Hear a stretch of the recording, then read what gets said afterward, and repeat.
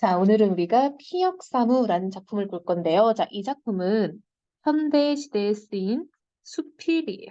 자, 여러분 수필은 우리가 교술갈래라고 하죠. 그래서 가장 대표적으로 일기 같은 것들이 여기에 속한다라고 했었어요. 자, 피혁이 바로 가죽이에요. 그래서 가죽으로 된 세 가지 친구라고 해서 가죽으로 된 세 가지 물품에 대해서 이야기를 할 거예요. 그래서 여기서는 허리띠, 벨트죠.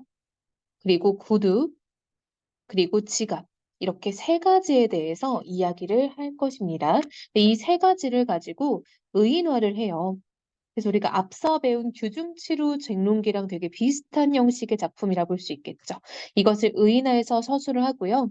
자, 대체적으로 누군가가 관찰하는 듯한 3인칭 관찰자의 느낌으로 소품에 대해서 서술한다라고 볼 수 있어요. 자, 우리가 본격적으로 한번 이야기를 좀 읽으면서 따라가 봅시다. 자, 첫 번째는 허리띠 이야기네요. 그쵸? 피역사무 중에 첫 번째 지금 허리띠에 대한 이야기예요. 자, 일을 할 때면 제 꼬리를 물고 있어야 한다. 자, 이게 뭐야?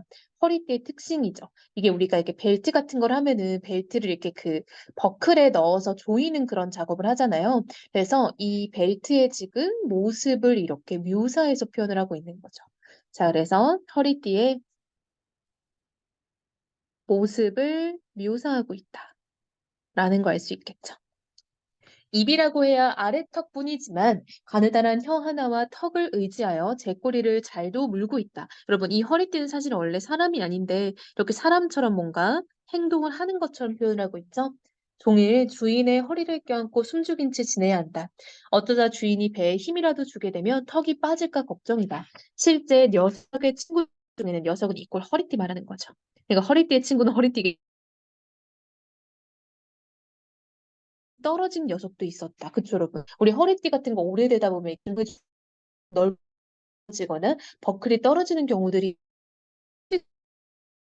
공이 다시 끼워주었지만 매일 이런 상태로, 자, 여러분, 이런 상태가 뭐야? 그치, 우리 앞에서 말했던 꼬리를 물고 있는 이런 상태. 지내야 하니 긴장의 연속이다. 특히 주인이 허물없는 친구에게 오찬이라도 초대된 날은 더욱 힘든 말이야. 그쵸, 여러분? 오찬은 이제 점심 식사잖아요. 점심 식사에 초대됐는데 심지어 그 친구가 되게 친한 친구인 거. 음식을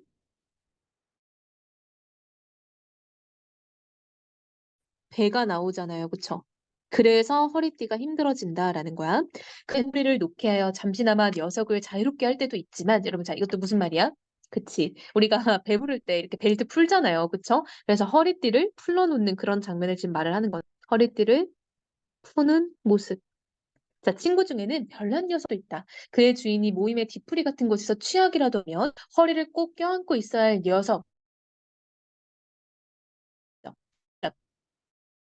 그러고는 모가지를 잡은 채 배를 훑어내리면서 익살스럽게 외친다. 이것이 무엇이냐? 배암이야. 배암은 뱀을 말하는 거죠. 애들은가 어른들은 보짝보짝 다가와라고 하면서 허리띠 풀어가지고 뱀처럼 이렇게 흔들면서 논다는 거예요. 시중 사람들의 배꼽이 빠질까 걱정이다. 뱀이 무엇이길래 저리 재밌을까?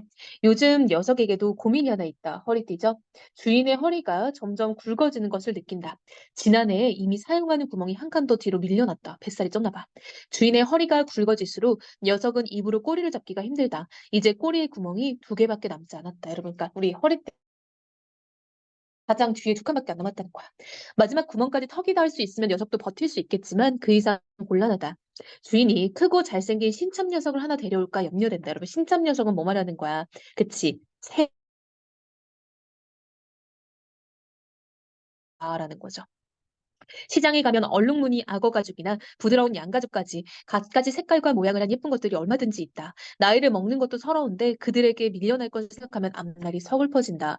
라고 지금 입장에서는 이렇게 나이를 먹을수록 낡아가는데 새 허리띠가 들어와서 자기를 밀어낼까 봐 힘들다라는 것은 꼭 허리띠만의 문제가 아니죠. 그쵸? 현실을 빗대어 지금 표현을 하고 있는 거죠. 우리 현실사에도 그러잖아요. 어린 사람들이 치고 올라오면은 이제 원래 기존에 있었던 사람들이 힘들어지잖아요. 그런 것들을 지금 허리띠에 빗대서 표현을 하고 있다라는 거 알 수 있겠죠. 자, 우리 두 번째 번째 한번 봅시다. 이번엔 구두입니다. 자, 두 번째 이야기. 자, 이 녀석들은 구두죠. 쌍둥이이다. 얼굴은 같고 색깔이 같다고는 하지만 두 녀석을 짝져 놓으면 좌우이란 걸 알게 된다. 그쵸, 여러분? 이것도 지금 구두의 모습을 지금 묘사하고 있는. 자, 구두의 모습 묘사. 같지만 왼쪽, 오른쪽이 방향이 다르죠. 쌍둥이 녀석들은 언제나 함께 지낸다. 그쵸? 구두니까. 주인이 외출할 때 한 녀석만 데리고 가는 법이 없으니까. 쌍둥이 녀석들은 아침부터 저녁까지 주인의 발을 감싸고 지낸다. 그쵸, 여러분? 이게 구두의 역할인 거죠. 게다가 백근이 넘는 주인을 온몸으로 떠받치고 어디든 헤집고 다니는데 여러분 백근은요. 이제 뭐 약 60kg 정도 된다라고 보면 날씬한 건가 그쵸? 아무리 몸이 고달파도 제 의지대로 그만둘 수 없는 숙명을 타고났다. 세상에 태어나 죽을 때까지 주인을 위해 살다 청소차에 실려 쓰레기 더미에 버려진다 해도 한 방울의 눈물마저 흘리지 못한다. 누구 하나 불쌍하게 생각하는 사람이 없다. 여러분, 구두의 숙명이 이렇다는 거야. 태어나서 죽을 때까지 열심히 일하는데 죽는 순간에 누구 하나 그 사람을 굉장히 생각해 준 사람이 없다라는 거지.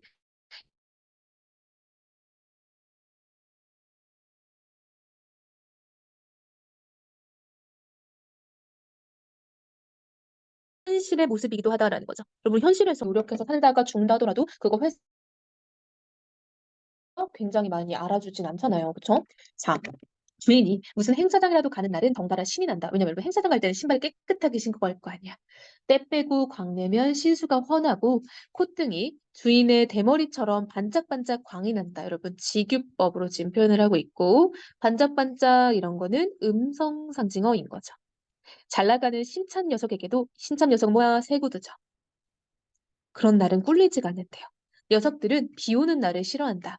거리에 낙엽이라도 뒹구는 날 비라도 내리면 지푸라기에 매단 해삼처럼 온몸이 풀어진다. 여러분, 지푸라기에 매단 해삼 이꼴 역시 직유법이죠. 구두가 비 오는 날 싫어하는데 이런 모습이 된다는 거야. 진흙탕 길도 싫다. 더 시우기한 여름날의 아스팔트 길을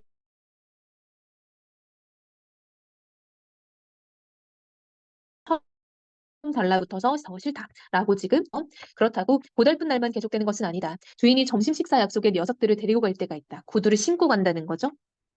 현관에 녀석들을 남겨두고 방으로 들어가고 나면 종업원이 구두들만의 자리로 잠시 옮겨놓는다.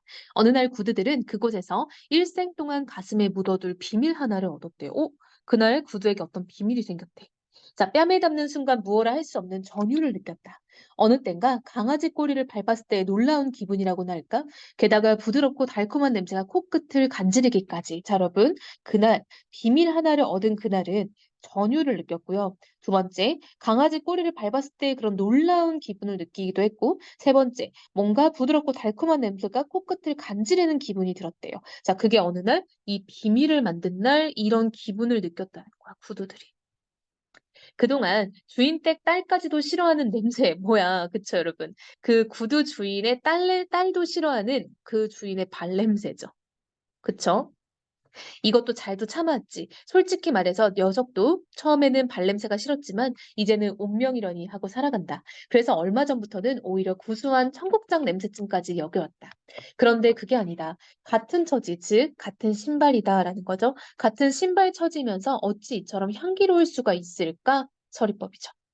자, 구두들의 옆에 다소곳이 머리를 맞대고 있는 아가씨로부터 솜사탕처럼 부드러운 향기가 스며 나왔다. 자, 여러분, 지금 무슨 상황인가 봤더니 구두 옆에서, 그러니까 이 남자의 구두 옆에 여자의 구두가 있었던 날이 있었다는 거야. 게다가 잘록한 허리하며 쭉 뻗은 각선미가 너무나 아름다웠다라고 해서 여러분, 이 부분은 그 식당에서 만난 여자 구두를 지금 묘사하는 거죠. 세상에 이처럼 아름다운 아가씨가 있을까? 구두 말하는 거예요. 여자 구두. 향기는 그대만의 작은 공간 전체로 퍼졌다. 녀석들은 이건 남자 구두겠죠? 남자의 구두. 아가씨와 함께 이건 여자의 구두죠? 지냈던 짧은 시간을 영원히 잊을 수 없을 것 같았다. 그 일이 있었던 뒤부터 녀석들의 비밀의 씨앗을 마음밭에 심은 채 살아간다. 주인이 다시 그 식당으로 가 그 여자 구두를 만나게 해주지는 않을까 하는 기대감으로 라고 해서 이 구두가 어느 날 식당에서 마음에 드는 여자친구 같은 사람을 만났다라는 얘기를 하는 거죠. 사람은 아니고 구두죠. 자, 세 번째는 이제 지갑 얘기입니다. 세 번째 가족 물품이에요. 가장 깊은 곳에, 여러분 가장 깊은 곳 어디? 옷의 안주머니죠. 속주머니. 얌전히 숨어 있다. 언제나 주인의 심장 소리를 자장가처럼 지급법입니다. 들으며 잠이 든다. 딱히 무슨 거룩한 일이라고 할 수는 없지만 나름대로 할 일이 있다. 주인이 얼굴에 찍힌 주민등록증이며 신용카드, 사진 한 장, 그리고 이름을 적은 몇 장의 종이 조각 등을 보듬고 다닌다. 더 중요한 것은 돈이라는 종이이다. 주인은 그 종이를 먹을 것으로 바꾼다. 꼭 있어야 할 것들을 품고 있다 보니 녀석은 이 꼴 지갑이죠. 주인의 총애를 받으며 의기양양하게 지낸다. 그때를 생각하면 지금도 아찔하다. 그때는 언젠지 한번 우리가 열심히 읽어봐야겠네. 주인과 영원히 이별하는 줄 알았다. 아, 주인이 늘 그랬다. 사나이는 명예롭게 살다 그 명예를 위해 죽을 수 있다. 처음에는 그 말의 뜻을 잘 몰랐지만 세월이 가면서 어느 정도 이해가 되었다. 그래서 지갑은 마음속으로 다짐했다. 주인이 자신을 버리지만 않는다면은 영원히 함께하겠다고 나름 지갑이 주인에게 의리를 맹세했다라는 거야. 자, 그 당시 주인은 만원 전철에서 시달리고 있었다. 그 당시는 언제야? 그때 그 순간을 말하는 거야. 그때 문득 누군가 주인의 어깨를 툭 쳐서 주인이 넘어질 뻔했다.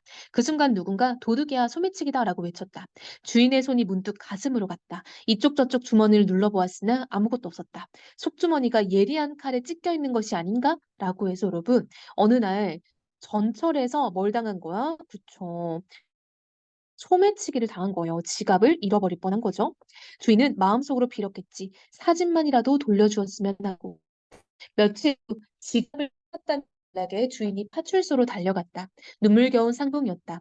그때까지도 지갑은 빛바랜 사진 한 장을 꼭 껴안고 있었다. 여러분, 이게 바로 그 지갑 안에 들어있었던 사진인 거죠. 돌아가신 어머니를 잊지 못해 사진을 품고 다니는 주인을 생각하면 얼마나 다행인지 모른다. 라고 여러분, 지갑이 나름의 의리를 지켰다라는 거죠.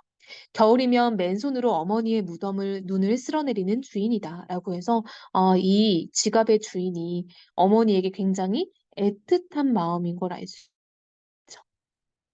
자, 여러분, 특이한 관점의 지금 수필이었어요. 자, 가죽으로 만들어진 세 가지 물품을 가지고 지금 이 세 가지의 사물을 의인화해서 표현을 함과 동시에 그러는 와중에 조금씩 세상에 대한 이야기를 했다라는 거 알 수 있겠죠. 따라서 이 물품들의 얘기뿐만 아니라 이 물품들을 통해 세상사의 모습을 표현을 하고 있다라는 거 알 수 있죠. 그래서 세상의 부정적인 모습을 표현하기도 한다라는 점에서 비판적인데요.